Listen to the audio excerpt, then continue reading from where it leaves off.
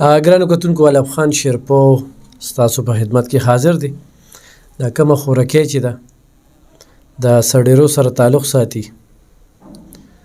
یو خوا غربت شي بل خوا خاوند معذوره شي په یو لاس او بیا پولیس ګیر کی، او په داسې حالاتو کې په دې غربت کې یو سړی چرس کی، نو دا هم یو لویه مسله ده. خلکو خېټې له پیدا نه کړه، دا خلک یې نشو له پیدا کوي، نو دا هم وي. نو دې نه به اورو چې خاوند دې څنګه ګیر شو، څه وایه په دې مقام؟ دا داسې چلو چې لکه ماسپښین مې د جمعې لمونځ وکړو، بهر ووتو، ملګری ورسره ناست و، دواړو چټه لګوله. بس هغه یو ملګری تللی و، دا بل ملګری دا ځان نه پاتې شو. بس په ساده موټر کې پسې پولیس راغله، وبوتلو، خو زه ترې خبر نه وم. ما ته بل وړوکي ویلې وي کاکا یې بوتلو پولیسو. بیا ما هلته دغه نه تپوس کوي وړو نه نورو خلکو نه، هغه ویل چې وبوتلو. بیا ما منډې تړلې جوړې کړې، خو لکه زه ښځه ذات وم، ما خو څه نه شو کولی.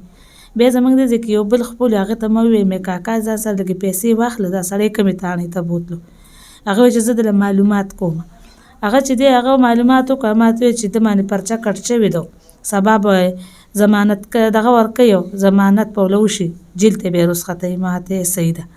نو بس هغې کې د ده دا دونه وخت وشو چې دا نن 21مه ورځ ده چې په جیل کې دی. په جیل کې دی، په چټه چرسو، په چټه او چرسو. په هغې کې پسې ده اوس ایس ولیکل، په چرسو په هغه کې دوی پولیسو پسې ایس ولیکل، نه یې ورسره نیولي دي، نه یې ورسره هغه کړي دي. دې کې قرآن قسم هم شته. صحیح. ښه دا راته ووایه چې نن سبا خېټو له چا پیدا نه کړو، ستا د خاوند خو په یو لاس معذور هم دی، معذوره دی، او دې باوجود هم دې چرس کی. نو داسې وروره نه څکلې ورسره، بس داسې لکه چې ته رالې یا هغه سره راله پلانکي راځه چې یو چټه سرګټو سره لاس کړو، لکه داسې به ډېر د نه څکلو.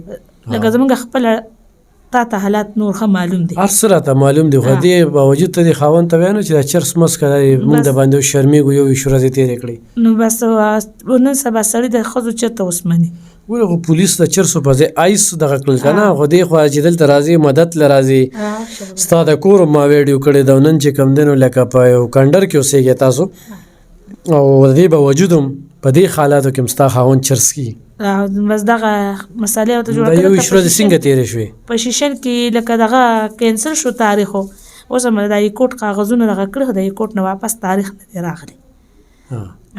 اوس موږ ویل چې د هایکورټ دغه راشي، نو زه لکه کار به دلته صحیح شي، بیا روبځي که راوبوځي. اوس پیسې دې پې ولګولې؟ پیسې مې د یو بل نه دا 50,000 روپۍ پې برابر کړې، کله د یو نه راله کله د بل نه راله. یو چټه چرس؟ په یو چټه چرس باندې، په دې باندې چې ما ځان د خپل کور له سر پټ کړی وی، نو هم د خپل بچو خو راته دواګانې کړې، خو بس د نن سبا حالات داسې دي شو چې د خپل خاوند د لاسه خپل خاوند د لاسه. بلکل زه دا قصور هغه ته اچوم. ګرانو کتونکو، لکه زموږ په معاشره کې داسې ډېرې زنانه چې خاوندانو له پیدا کوي او په هغوی یې لګوي، لکه دوی دا 50,000 پورې دی قرض دار وکړو، په جیل کې د 21 ورځې وکړې، ځکه چې چرس یې څکل. ولې څکل؟ یو سړی خپل حیثیت ته وګوري، بیا د هغه شان کار کوي. نن همدغه ښځه ده چې کړېږي، نو بس ټوله خویندې منډې وهي، ملاقات نه موله نه ځي. ستا 2 بچي دي معذوره دي؟ هغه دواړه معذوره دي، یو دا دی ناست دی او یو چې دی نو هغه کور مې پرېښی دی.